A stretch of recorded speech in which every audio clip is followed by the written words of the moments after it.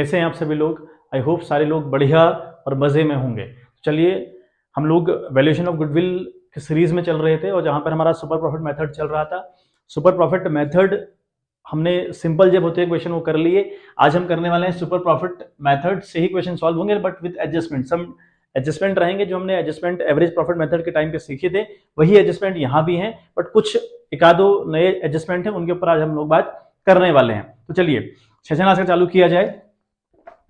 तो क्वेश्चन देखिए, फर्स्ट आपसे कहता है कि the capital of the firm of Anuj, sorry this is not, ये super profit method with when past adjustment are made वाला आपका टॉपिक आपकी बुक में, टीएस ग्रेवाल की बुक में दिया हुआ है। वहां पर पहला क्वेश्चन हमारे पास है, average profit earn by a firm is ₹1 lakh which includes undervaluation of stock of ₹40,000 on an average basis. The capital invested in the business is ₹6,30,000 and the normal rate of return is 5%. Calculate goodwill of the firm on the basis of 5 times the super profit. यानी super profit की help लेनी है, बस एक adjustment है अंडरवैल्यूएशन of stock वाला, उसे समझने का प्रयास करते हैं और क्वेश्चन को ब्रेक करके पहले क्वेश्चन समझ लेते हैं कि क्वेश्चन की मीनिंग क्या है, क्वेश्चन कहना क्या चाह रहा है। ठीक है बात? देखें आप, क्वेश्चन क्या कह रहा है कि जो हमारा एक्चुअल एवरेज प्रॉफिट है ना, हमको जो एवरेज प्रॉफिट दे रखा है वो 1 लाख रुपए दे रखा है, ठीक होगी बात। उसके बाद हमें अंडर वैल्यूएशन ऑफ स्टॉक की कहानी बताइए कि भाई अंडर वैल्यूएशन ऑफ स्टॉक हुआ है इसी साल 40,000 रुपए का, और capital invested in this business वो लिखा है 6,30,000। अब कैपिटल एम्प्लॉय निकालने के कल मैंने आपको 2 फॉर्मूले बताए थे, उन फॉर्मूलों को तब अप्लाई करना है जब आपको उससे रिलेटेड इन्फॉर्मेशन गिवन हो। यहाँ कुछ भी गिवन नहीं है, सिर्फ कैपिटल गिवन है। तो कैपिटल अगर गिवन है तो इसी को हम क्या मान लेंगे बच्चों? कैपिटल एम्प्लॉयड मान लेंगे। ठीक है बात? अब नॉर्मल रेट ऑफ रिटर्न की अगर मैं बात करूं दैट इज 5% और नंबर ऑफ ईयर परचेज आपको दे रखे हैं 5। ठीक बात? अभी जो पहले अंडर वैल्यूएशन ऑफ स्टॉक है ना, इसकी एक कहानी समझते हैं। देखें होता क्या ना, जब हम ट्रेडिंग अकाउंट 11th बनाया करते थे, आपको याद होगा हम जब 11th में बनाते थे ट्रेडिंग अकाउंट, तो हम यहाँ पर एक जगह तो लिखते थे टू ओपनिंग स्टॉक, है ना। ये बात आपको आई होप पता होनी चाहिए, है ना। बहुत सिंपल सी बात है, एक ओपनिंग स्टॉक हम यहाँ लिखते थे और हम लिखते थे एक यहाँ बाई क्लोजिंग स्टॉक। ठीक है, ये हम लिखते थे बाई क्लोजिंग स्टॉक। क्लियर है बात? अब कहानी देखिए क्या हुई पड़ी है। कह रहा है कि स्टॉक को अंडर वैल्यू किया गया। भाई कौन सा स्टॉक? ओपनिंग स्टॉक की क्लोजिंग स्टॉक? कुछ नहीं लिखा है। लिखा है कुछ नहीं। जहां नहीं लिखा होता आपने हमेशा मानना है कि बात हो रही है क्लोजिंग स्टॉक की, या तो साफ साफ लिखा हो, मतलब अगर ओपनिंग स्टॉक की बात हो रही होगी तो ओपनिंग स्टॉक यहाँ पे लिखा होगा ओपनिंग स्टॉक अंडर वैल्यूड, या फिर under valuation of opening stock of ₹40,000 लिखा होना चाहिए था। नहीं लिखा तो हमेशा क्या मानेंगे? क्लोजिंग स्टॉक की कहानी। अब देखो फर्क क्या पड़ता है, हमें बताना। हम यहाँ पे जीपी लिखते हैं, जो ग्रॉस प्रॉफिट लिखते हैं यहाँ पे, है ना, टू ग्रॉस प्रॉफिट लिखते हैं यहाँ पे। अब देखो यहाँ पर हमारा ये साइड रिप्रेजेंट करता है एक्सपेंसेस को और ये साइड रिप्रेजेंट करता है इनकम को। ये बात भी क्लियर होगी, ये बात बिल्कुल क्लियर होनी चाहिए आपकी कि ये वाली साइड हमारी एक्सपेंसेस वाली साइड है और ये वाली साइड हमारी इनकम वाली साइड है। क्लियर है इतनी बात? अच्छा, अब देखो आपने क्या करा है, under valuation of stock. Opening stock है ऐसा लिखा नहीं तो हम मान रहे हैं क्लोजिंग स्टॉक। ये जो इनकम वाली साइड मेरी है वो 40,000 रुपए से आपने कम दिखा दी, है ना।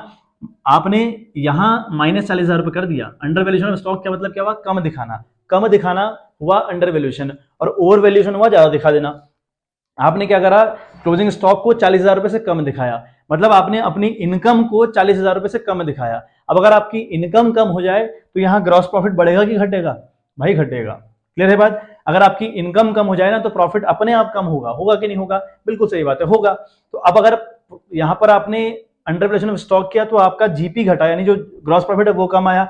यही gross profit by side transfer जाके जो टू नेट प्रॉफिट होता है वहां भी इफेक्ट डाल देगा। डालेगा कि नहीं डालेगा? बिल्कुल डालेगा। तो ग्रॉस प्रॉफिट का फर्क हमारे नेट प्रॉफिट पर पड़ा, यानी वो भी डिक्रीज हुआ होगा ना। अगर ये गलती नहीं करी होती तो प्रॉफिट यहाँ 1 लाख ना होकर 1,40,000 होता। ये बात क्लियर है कि ये कहानी है किसकी? अगर आपने अंडर वैल्यूड किया। ठीक बात? अब एक अगला हमारे पास क्वेश्चन होगा जिसमें लिखा होगा कि ओवर वैल्यू कर दिया। अब कहानी अगर ओवर वैल्यू वाली होती तो क्या होता? माना यही क्वेश्चन ओवर वैल्यू वाला होता तो कहानी क्या होती भाई?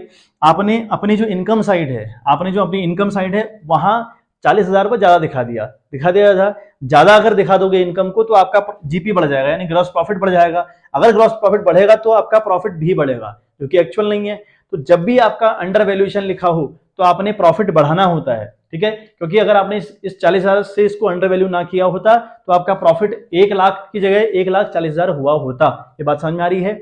अच्छा, अगर ओवर वैल्यू कर देते तो क्या होता? ओवर वैल्यू करने से जीपी बढ़ेगा, जीपी से आपका प्रॉफिट बढ़ जाएगा, जो कि प्रॉफिट एक्चुअल नहीं है। तो एक्चुअल प्रॉफिट निकालने के लिए ओवर वैल्यूड वाली वैल्यू आपको लेस करनी पड़ती है। तो सिंपल सी बात याद रखनी है, जहां स्टॉक को अंडर वैल्यू किया गया है वहां पर उतना अमाउंट आपने प्रॉफिट में ऐड कर देना होता है, और जहां ओवर वैल्यू लिखा रहे, जहां ओवर वैल्यू लिखा रहे उस अमाउंट को प्रॉफिट से डिडक्ट कर देना होता है, तब जाकर आपको एक्चुअल प्रॉफिट मालूम होगा। क्लियर है बात? ये बात बिल्कुल समझ में आनी चाहिए, ये बहुत इंपॉर्टेंट बात थी, ठीक है, ये बात आपको समझ में आनी चाहिए। तो देखें, क्वेश्चन हमें सॉल्व करना है। आपको समझ में आ गया कि जब अंडर वैल्यू किया है तो आपने अंडर वैल्यू वाला अमाउंट प्रॉफिट में ऐड करना है, और जब ओवर वैल्यू किया है तो ओवर वैल्यू वाला अमाउंट प्रॉफिट से लेस कर देना है, ठीक है। रीजन मैंने आपको बता दिया, अंडर वैल्यू करने का मतलब हुआ इनकम कम, इनकम कम का मतलब हुआ प्रॉफिट कम आ गया तो बढ़ाना पड़ेगा, और ओवर वैल्यू करा तो इनकम ज्यादा प्रॉफिट ज्यादा, तो एक्चुअल प्रॉफिट के लिए उसको लेस करना पड़ता है। ये बात आपको समझ में आ गई होगी, ठीक है। बात अब देखें, गुडविल का फॉर्मूला हुआ SP into number of year purchase, यानी super profit into number of year purchase. अब सुपर प्रॉफिट कैसे निकलता है भाई? सुपर प्रॉफिट निकलता है actual average profit minus normal profit. अब देखें, एक्चुअल एवरेज प्रॉफिट हमारा क्या है बच्चों? 1 लाख तो दिया है, लेकिन 40,000 यहाँ प्लस होगा, तो ये हुआ अल्टीमेट लेवल पर 1,40,000, ठीक है। नॉर्मल के लिए हमें क्या चाहिए? नॉर्मल प्रॉफिट निकलता है कैपिटल एम्प्लॉय कितनी है, नॉर्मल रेट ऑफ रिटर्न कितना है अपना अपॉन 100। अब जो कैपिटल एम्प्लॉय है वहां यहाँ दी है 6,30,000 रुपए आपकी कैपिटल एम्प्लॉय है, वो आपने लिखी इंटू 5/100 किया। करें तो ये 2 0 से 2 0 कैंसिल हुए, 5 0 0, 5 0 0, 5 3 15 कैरी 1, 5 गया 30 और 31, तो ये हो गया 31,500। तो आपका जो नॉर्मल प्रॉफिट आया ना वो आया 31,500, ठीक है। बात इतनी बात आई होप समझ में आ रही होगी। ये आपका जो नॉर्मल प्रॉफिट है वो 31,500 रुपए आ रहा है, ठीक है। बात अब अगर आप 1,40 से 31,500 घटाएंगे तो आएगा 1,08,500, यह आएगा 1,08,500। तो आपका जो एसपी है वो 1,08,500 आ गया।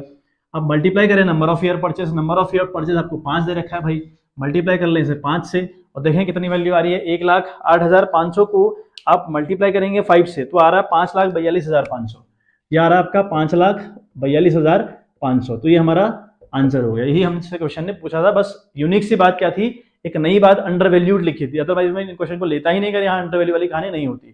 तो हमने अंडर वैल्यू वाली जो कहानी है आई होप आज सीख ली हो, ठीक है। बार बार आपको ना करनी पड़े, ध्यान रखिएगा इस बात का कि अंडर वैल्यू वाली वैल्यू ऐड करनी है और ओवर वैल्यू वाली वैल्यू जो है वो लेस कर देनी है, ठीक है। बात चलिए, तो नेक्स्ट क्वेश्चन हम लोग समझते हैं कि नेक्स्ट क्वेश्चन के ऊपर क्या लिखा हुआ है।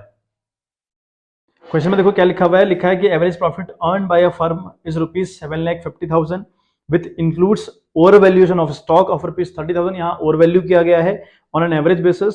The capital invested in the business is ₹42 lakh and the normal rate of return is 15%. Calculate goodwill of the firm on the basis of 3 times the super profit. यानी 3 टाइम ऑफ सुपर प्रॉफिट का मतलब हुआ super profit को multiply करना है 3 से, यानी number of purchase यहाँ पर 3 दिया हुआ है। तो क्वेश्चन में कहता है कि जो एक्चुअल एवरेज प्रॉफिट कंपनी का हुआ on an average basis it is 7,50,000। बात क्लियर है? अब ये जो 750 आया इसमें एक खतरनाक गलती हुई है, वो गलती है over valuation of stock of ₹30,000, यानी अपने स्टॉक को ओवर वैल्यू किया। और जब मैंने आपसे कहा था कि जब स्टॉक लिखा हो सिर्फ तो बात क्लोजिंग स्टॉक की हो रही है। अब क्लोजिंग स्टॉक कहाँ आता है भाई? Income side. अब अगर आप इनकम बढ़ा दोगे तो प्रॉफिट यानी जो जीपी है वो बढ़ेगा, जीपी अगर बढ़ेगा तो प्रॉफिट बढ़ेगा, है ना, जो कि एक्चुअल कंडीशन नहीं है। तो जो बढ़ा हुआ प्रॉफिट है फालतू का प्रॉफिट है, मतलब फालतू में आपका 30,000 का प्रॉफिट बढ़ जाएगा, बढ़ेगा कि नहीं बढ़ेगा? तो आप वो डिक्रीज करना पड़ेगा आपको सही प्रॉफिट निकालने के लिए। तो जो ओवर वैल्यू वाली वैल्यू होती है वो लेस हो जाती है, यानी कनेक्शन क्या हुआ 750 से 730 जाएगा तो बचेगा आपका 7,20,000। जो 7,20,000 हुआ ना वो आपका नॉर्मल प्रॉफिट हुआ या एक्चुअल प्रॉफिट हुआ, ठीक है। मतलब ये वाला नॉर्मल नहीं, इस नॉर्मल की बात नहीं कर रहा मैं, इस नॉर्मल की बात कर रहा हूँ जो एक्चुअल में प्रॉफिट है वो 7,20,000 हुआ, ठीक बात। अच्छा, capital invested in this business लिखा है 4,20,000 रुपए, ठीक हो, सॉरी 42 लाख रुपए लिखा हुआ है कि कैपिटल इन्वेस्ट करी 42 लाख रुपए। अब कैपिटल एम्प्लॉय ही कैपिटल है, ठीक बात। कैपिटल एम्प्लॉय निकालने की दो अप्रोच, एसेट साइड अप्रोच और लाइबिलिटी साइड अप्रोच, लेकिन वो तब काम करेंगे जब उनके रिगार्डिंग इन्फॉर्मेशन गिवन होगी या उनके रिगार्डिंग कोई भी इन्फॉर्मेशन गिवन नहीं थी बच्चों। तो हम जो कैपिटल है इसी को कैपिटल एम्प्लॉय मानेंगे। जो नॉर्मल रेट ऑफ रिटर्न है वो 15% है और नंबर ऑफ ईयर परचेज मैंने पहले बताया कि 3 है, ठीक बात। करते हैं क्वेश्चन। तो सुपर प्रॉफिट हमें चाहिए और नंबर ऑफ ईयर परचेज चाहिए, तो जो कि हमको क्या दे रखा है बच्चों? 3 दे रखा है, ठीक बात। अच्छा, एक्चुअल एवरेज प्रॉफिट आपका क्या आ गया? अब 7,20,000, 7,20,000 कहां से आ रहा समझ में आ रहा होगा? 7,20,000 हो गया। नॉर्मल निकालेंगे हम लोग, नॉर्मल के लिए कैपिटल एम्प्लॉय है भैया 42 लाख रुपए है, 42 लाख रुपए, 42 lakh into normal rate of return कितना है भाई? 15% अपॉन करेंगे 100, ठीक है बात। अब इसको सॉल्व अगर हम करें तो ये बच रहा है हमारा, ठीक है, ये हो रहा है 6,30,000 रुपए, ये हो रहा है आपका 6,30,000 रुपए। तो जो नॉर्मल प्रॉफिट आ गया आपका वो 6,30,000 रुपए आ गया। तो यहाँ नॉर्मल को रखें 6,30,000 रुपए। अभी कितना आएगा? 70 2 90, यानी 90,000 रुपए आपका आ गया क्या? एसपी।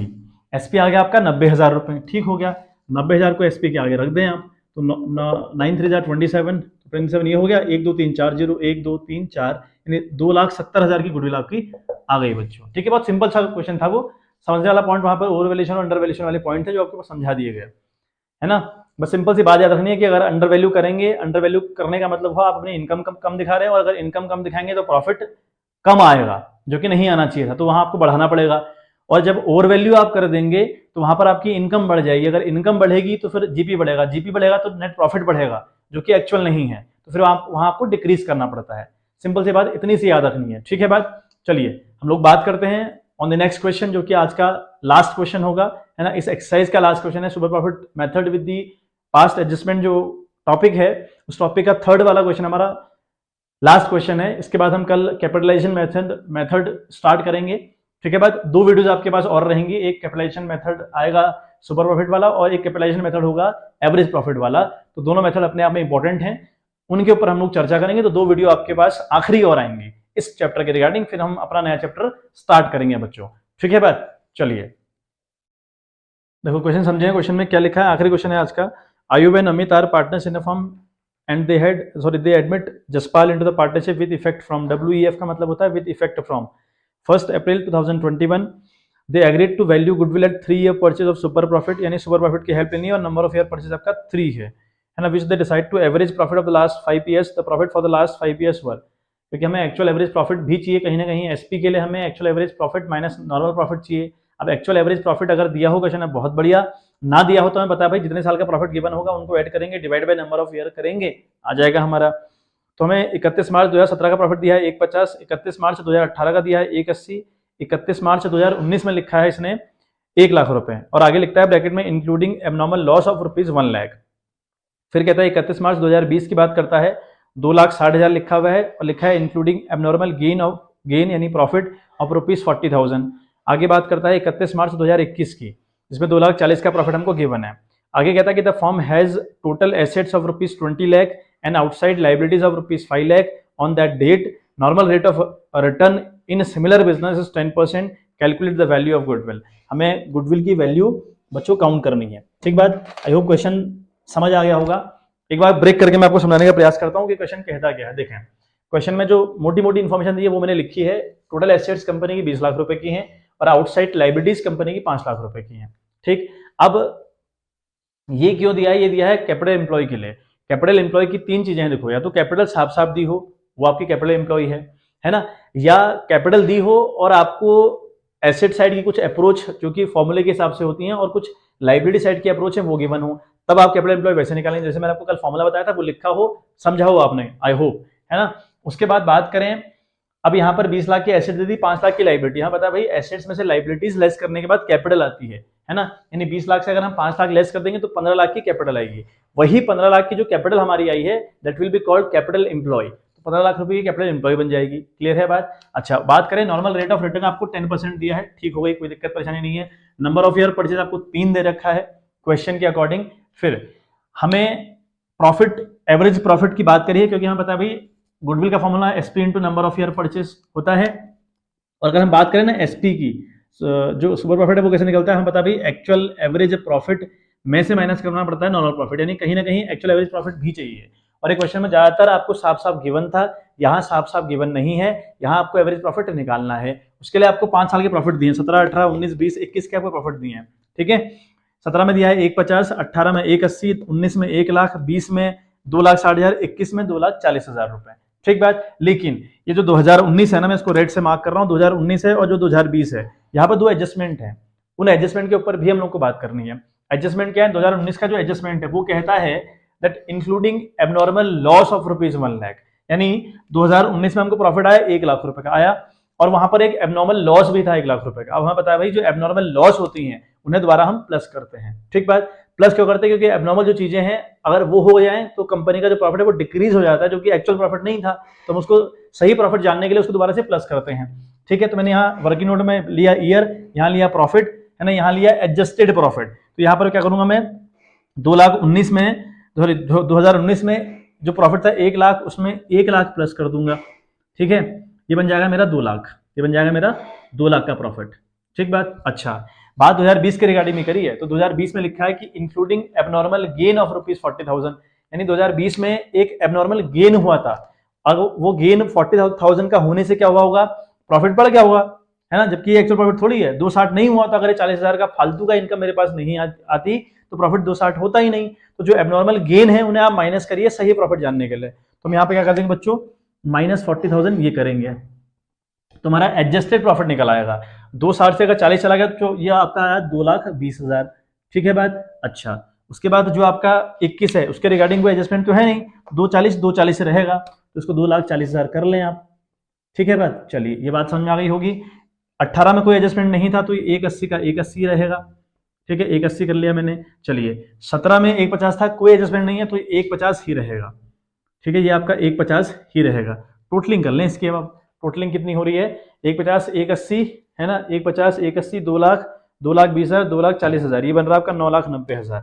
ये आपका बन रहा है 9,90,000 रुपए। यानी जो आपका प्रॉफिट सही में है 5 साल का जो जोड़कर आया वो 9,90,000 आया। अच्छा, अब हम बात करें ना एक्चुअल एवरेज प्रॉफिट की, कैसे निकलता है बेटा, टोटल ऑफ प्रॉफिट है ना फॉर्मूला उसका, टोटल ऑफ प्रॉफिट है फॉर्मूला, है कि नहीं है टोटल ऑफ प्रॉफिट। ये वर्किंग नोट नंबर 1 है बच्चे और ये वर्किंग नोट नंबर 2 है। तो आपको वर्किंग नोट करते चलने हैं, जहां पर वर्किंग नोट की जरूरत होगी आपको वर्किंग नोट करना है। या ये मैथमेटिक नहीं है कि आप कहीं रफ में कर दें फिर आंसर लिख दें, ऐसा बिल्कुल नहीं करना है।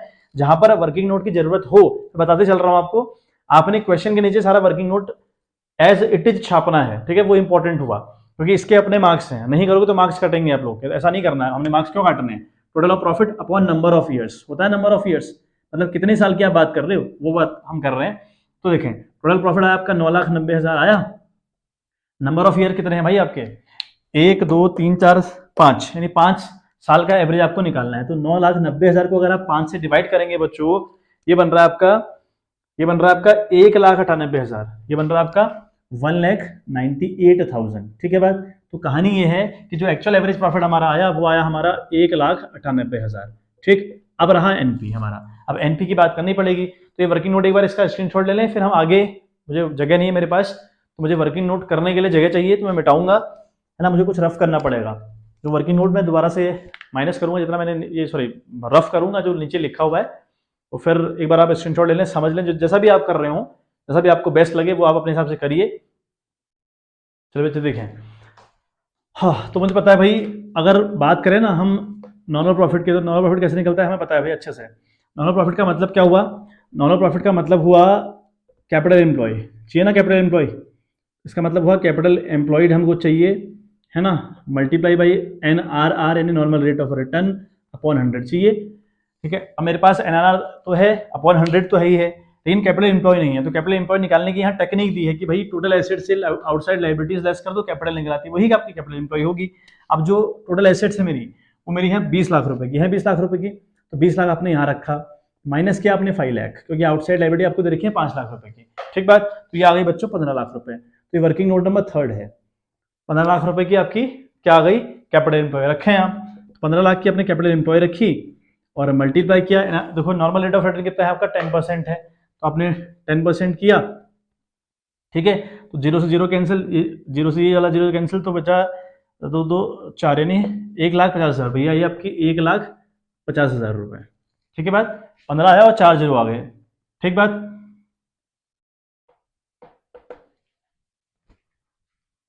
पंद्रह लाख लिखा ना मैंने। चलिए, तो यहां तक की कहानी आपको समझ में आ गई होगी। ये आपका जो नॉर्मल प्रॉफिट है वो आपका 1,50 आ गया। अब रखो भाई इसको यहाँ, 1,50 को आपने यहाँ रखा।